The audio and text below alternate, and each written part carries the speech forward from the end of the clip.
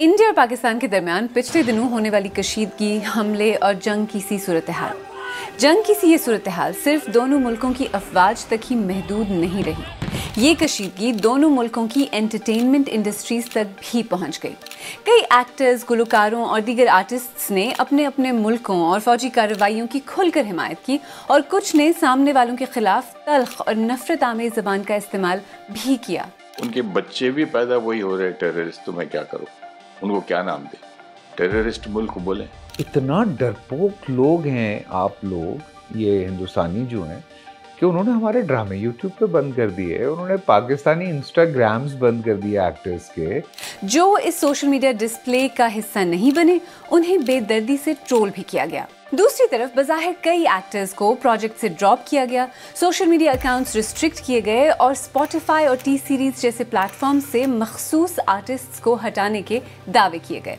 आज सरबीन में ये देखेंगे कि इंडिया और पाकिस्तान के दरमियान कशीदगी का कल्चरल टोल क्या है और इसी बारे में कुछ सवालों का जवाब देने की कोशिश करेंगे।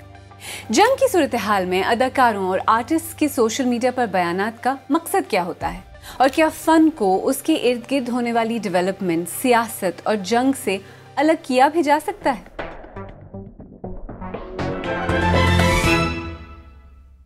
वैसे तो इंडिया और पाकिस्तान के दरमियान हालात खराब होते ही जंगी नगमे, एक दूसरे के आर्टिस्ट पर बैन, कल्चरल एक्सचेंजेस बंद कर देना, ये सब कोई नई बात नहीं।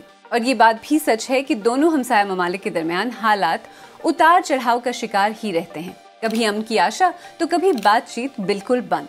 जंगें हुई, सिफारती ताल्लुकात बिगड़े, दहशतगर्द हमले हुए, लेकिन इस सब के दरमियान किसी न किसी तरह फनकारों और अमन के हामियों ने हमेशा ताल्लुकात को जोड़े रखने की कोशिश की। यहाँ तक कि कारगिल जंग के फौरन बाद भी इंडियन स्टूडेंट्स का एक अमन डेलीगेशन पाकिस्तान आया और कुछ अरसे बाद कल्चरल एक्सचेंजेस दोबारा शुरू हो गए।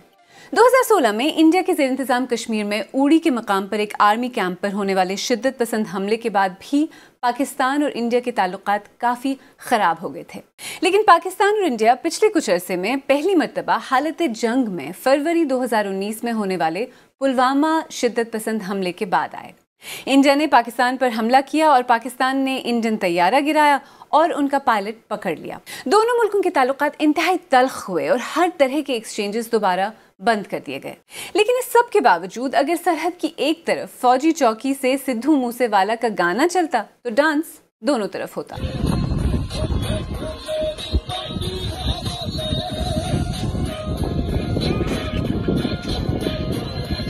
पहलगाम में होने वाले शिद्दत पसंद हमले ने बहुत कुछ बदल दिया। इंडिया ने पाकिस्तान पर इल्ज़ाम लगाया, उसके बाद दोनों ममालिक के दरमियान इंडस वाटर ट्रीटी समेत अहम मुआहिदों की मुअत्तली, वीज़ों की मनसूखी और सरहदों की बंदिश। इसके अलावा इंडिया में पाकिस्तानी आर्ट और तफरीह की दस्तियाबी और रसाई को भी रोक दिया गया। फौज के अलावा इसने दोनों ममालिक की एंटरटेनमेंट इंडस्ट्रीज को भी एक दूसरे के सामने ला खड़ा किया। जिस मुल्क ने हमें नाम दिया है, इज्जत दी है, पैसा दिया है, लोगों की मोहब्बत दी है, तो उनके लिए बात करना हमारे फ़राइज़ में शामिल है। जो ऑपरेशन सिंदूर कल रात हमने देखा, भारत सरकार ने जो और हमारी आर्म्ड फोर्सेस ने जो एक अटैक किया है टेररिस्ट कैंप्स पर, मैं पूरी तरह उस एक्शन को सपोर्ट करती हूँ और मैं पूरी तरह इस बात से सहमत हूँ। जब पहलगाम पे अटैक हुआ था, पाकिस्तान में हर बंदे ने कंडेम किया था। हर बंदे ने बोला था ये टेररिस्ट अटैक है और ये भी बोला था हम लोग इसके पीछे नहीं है। हम लोग कर ही नहीं सकते। हम लोगों ने कम एट्रोसिटीज देखी हैं पिछले 10-15 सालों में अपने मुल्क में। चेतावनी ये है कि ऐसा मत करना। अब की बार 140 करोड़ लोग आपको देश से बाहर निकालने की पूरी कोशिश करेंगे। Indian entertainment journalist Rohit Khilnani काफी अरसे से बॉलीवुड को कवर कर रहे हैं। हमने उनसे बात की और पूछा कि बॉलीवुड में इसे कैसे देखा जा रहा है, क्या जज्बात हैं, इस बार क्या मुख्तलिफ है। ये फिल्म इंडस्ट्री एक सोसाइटी का रिफ्लेक्शन है। जो सोसाइटी में मूड होता है वही आपको फिल्म इंडस्ट्री में दिखता है और वही कई बार आपको फिल्मों में दिखता है, वही कई बार आपको एक्टर्स के इंटरव्यू में भी नज़र आता है। जज्बात बहुत ही इमोशनल है। इस बार लोगों में बहुत गुस्सा है। फिल्म इंडस्ट्री कोई अलग नहीं है। आप आम आदमी से भी बात कर लीजिए, बहुत गुस्सा है। ये विजुअल्स कभी-कभी इतने स्ट्रांग होते हैं that they stay with you. मैंने इस वक्त, अगर आप पूछे, कोई डायरेक्टर का ऐसे स्टेटमेंट तो नहीं सुना है जो इमीडिएटली अभी बात करेगा अमन शांति की, क्योंकि सब गवर्नमेंट को ट्रस्ट कर रहे हैं। गवर्नमेंट ने एक एक्शन लिया है, people are standing by the government, but just because अगर वो स्टेटमेंट नहीं दे रहे हैं, वी कांट अज्यूम कि उनका स्टेटमेंट एक ही तरीके का है कि वो जंग चाहते हैं। ये बिल्कुल गलत है। जिस तरह इंडियन फनकारों ने पहलगाम हमले पर गम और गुस्से का इजहार किया, कुछ इसी तरह पाकिस्तानी फनकारों ने भी रिएक्ट किया और सोशल मीडिया के जरिए एक डिजिटल जंग शुरू हो गई।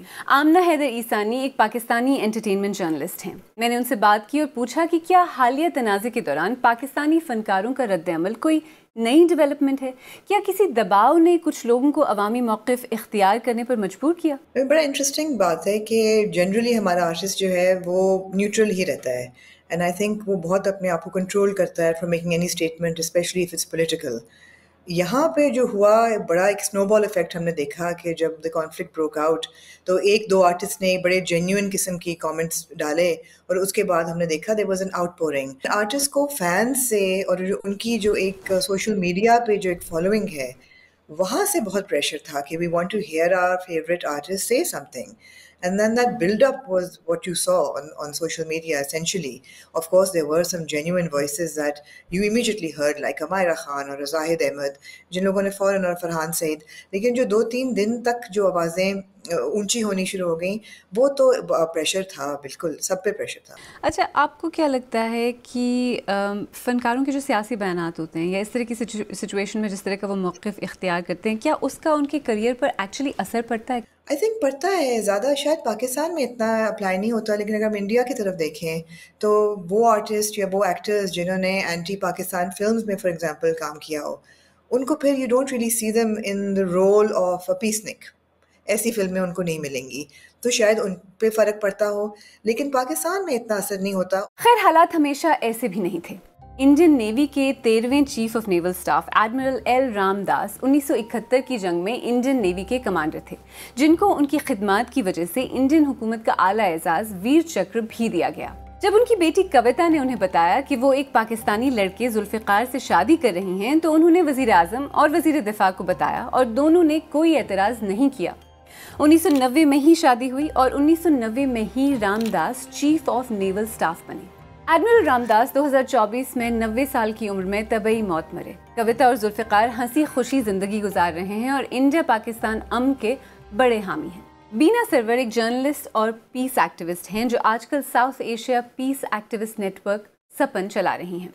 लेट एडमिरल रामदास और उनकी पूरी फैमिली सपन की मेंबर हैं। इसी तनाजुर में मैंने उनसे पूछा कि सपन पाकिस्तान, इंडिया और जनूबी एशिया के दूसरे ममालिक को आपस में मिलाता है। खित्ते में अमन के लिए एक दूसरे से मिलना, कल्चरल एक्सचेंजेस कितने ज़रूरी हैं? हमारे जो खित्ते में है, लोगों को मिलने की इतनी शिद्दत से लोग चाहते हैं एक दूसरे से मिलना, लेकिन मिलने दिया नहीं जाता है। और ज़्यादातर इसमें जो कसूरवार सबसे बड़े हैं वो हिंदुस्तान और पाकिस्तान है इस पूरे खित्ते में जो है। लेकिन हमारी इतनी पुरानी जदीद हमारी हिस्टोरिकल टाइज़ हैं, कल्चरल टाइज़ हैं, मतलब कि सदियाँ हैं हम लोगों के आपस में मिलने जुलने की। अगर आप किसी का भी DNA टेस्ट करते हैं, चाहे वो एक्सट्रीम ईस्ट में हो या साउथ में या नॉर्थ में, या कोई ना कोई आपको उसमें से उनकी वो मिलेगी। तो उसको आप इतनी जल्दी ये आर्टिफिशियल बाउंड्रीज जो हैं जो बनाई गई हैं, अब ठीक है नेशन स्टेट्स हैं, हम ये नहीं कहते कि आप नेशन स्टेट्स को ख़त्म कर दें, लेकिन आप क्यों इन सदियों के राब्तों को तोड़ना चाह रहे हैं? बिल्कुल। और इस वक्त जिस तरह की सूरत हाल इंडिया और पाकिस्तान के दरमियान है, पिछले महीने जो हुआ उसके बाद, उसमें अगर देखा जाए तो जो आर्टिस्ट्स हैं इस वक्त, जो फ़नकार हैं, जो ज़्यादातर इस कल्चरल एक्सचेंज के फ्रंट लाइन्स पर होते हैं या फोर फ्रंट पे होते हैं, उनको इस तरह के मुश्किल हालात में क्या करना चाहिए? मेरा ख्याल है कि उनको कुछ नहीं करना चाहिए। आपको ज़रूरी नहीं कि आप उछल जाएं हर चीज़ में और हर चीज़ में आप अपनी राय दें। अब सोशल मीडिया की वजह से हर एक समझता है और हर एक चाहता है कि जो उनके दिमाग में हो, जो दिल में हो, वो आप उधर ही उस वक्त उगल दें।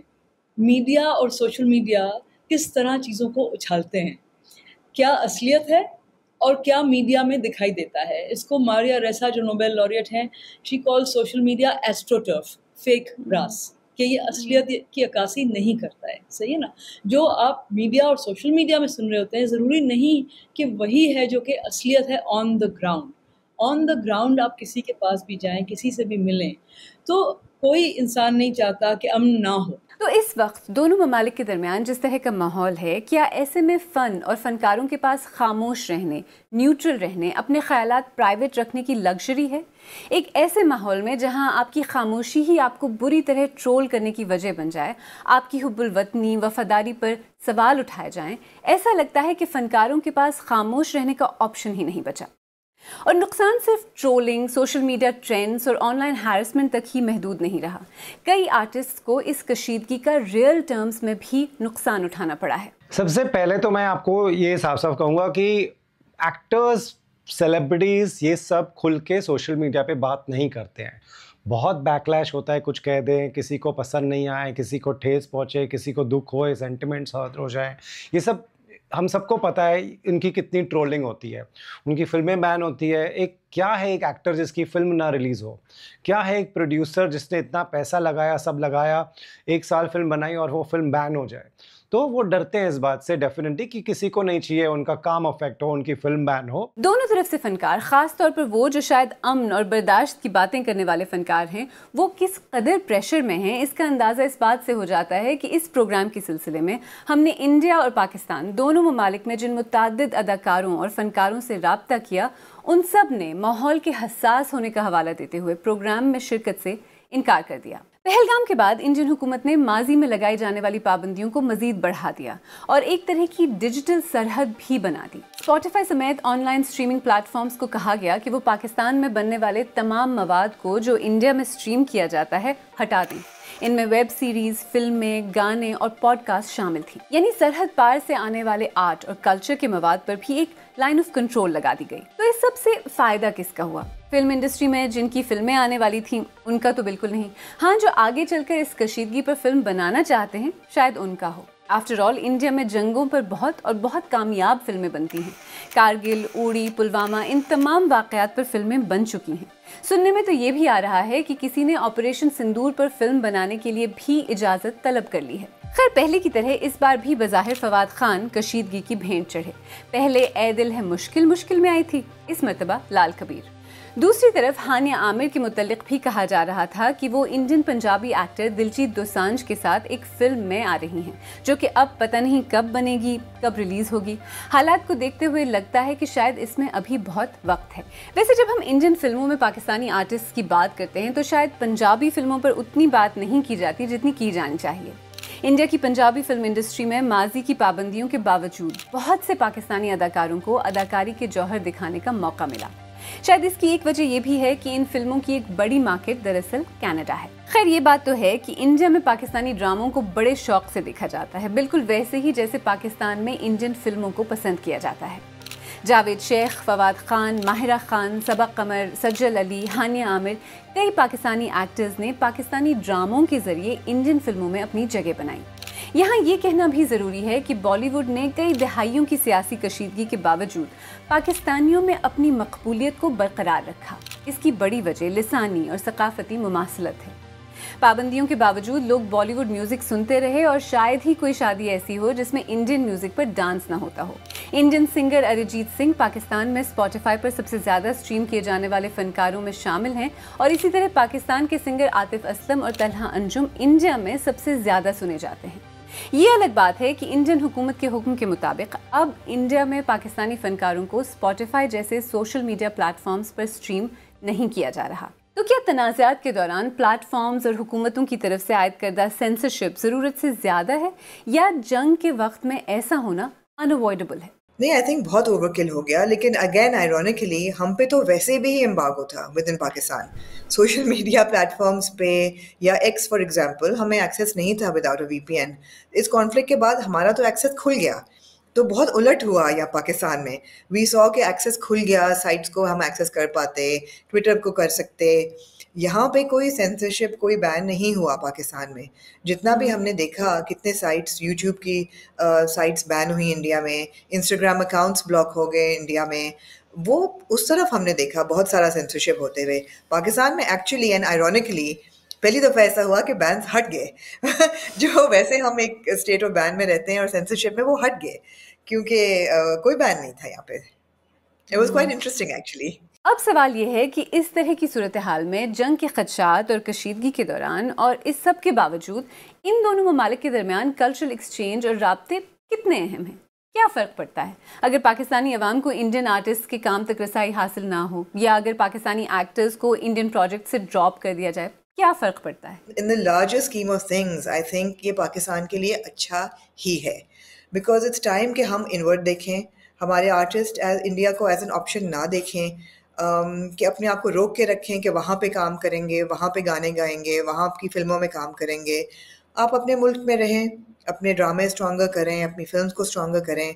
जब कल्चरल एम्बार्गो उठे आप ज़रूर करें। मेरे ख्याल है बैन्स लगने नहीं चाहिए बिल्कुल भी, और ये बहुत एक चाइल्डिश वो था स्टेप। कहने वाले तो ये भी कहते हैं कि अमन हो, पूरी तरह से हालात बेहतर हो जाएं, तो फिर इसके बाद फन और फनकारों की बात हो। क्या ये समय के साथ ठीक होगा? ये कहना ये आज के डेट में तो कोई नहीं कह सकता है, और ये पहली बार नहीं है। आप क्रिकेट को ले लीजिए, जब भी बाल ठाकरे यहाँ के मुंबई के महाराष्ट्र के बड़े लीडर थे, उन्होंने क्रिकेट पिच खोद दी थी ये समझाने के लिए कि मैं पाकिस्तानी क्रिकेटर्स को यहाँ लैंड होके खेलने नहीं दूंगा। तो ये एक मैसेजिंग है जो क्रिकेट के थ्रू, फिल्म्स के थ्रू जाती है, ताकि लीडर्स तक ये मैसेजिंग पहुंचे दैट कहीं ना कहीं एक देश आपसे कह रहा है कि दिस इज नॉट एक्सेप्टेबल। तो इस खित्ते में दोनों मुल्कों के दरमियान कल्चरल दूरियों से क्या और किस तरह का मजीद नुकसान हो सकता है? आप चाहे इंडिया में हो चाहे पाकिस्तान में हो, तो जिनको शौक है जिस गाने का, जिस फिल्म का, जिस टीवी सीरीज़ का, वो किसी ना किसी तरह उसको वो देखेंगे। तो आप एक दूसरे के साथ ना काम करने दें, आप अपना छोटापन दिखाते चले जाएं। ये छोटापन है ना। थोड़ा सा एक होना चाहिए कि आप दिल में आप बड़ा दिल रखें, आप कहें आओ, हमारा क्या नुकसान हो जाएगा तुम्हारे आर्टिस्ट के यहाँ आने से।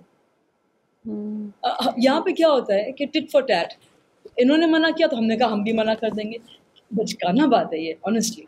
देखिए, पाकिस्तानी कोक स्टूडियो की इंडियंस में धूम है तो इंडियन फिल्में पाकिस्तानियों में हिट। एक मुश्तरका सकाफत और तारीख तक रसाई में खलल डाला जाए तो नुकसान किसका होता है?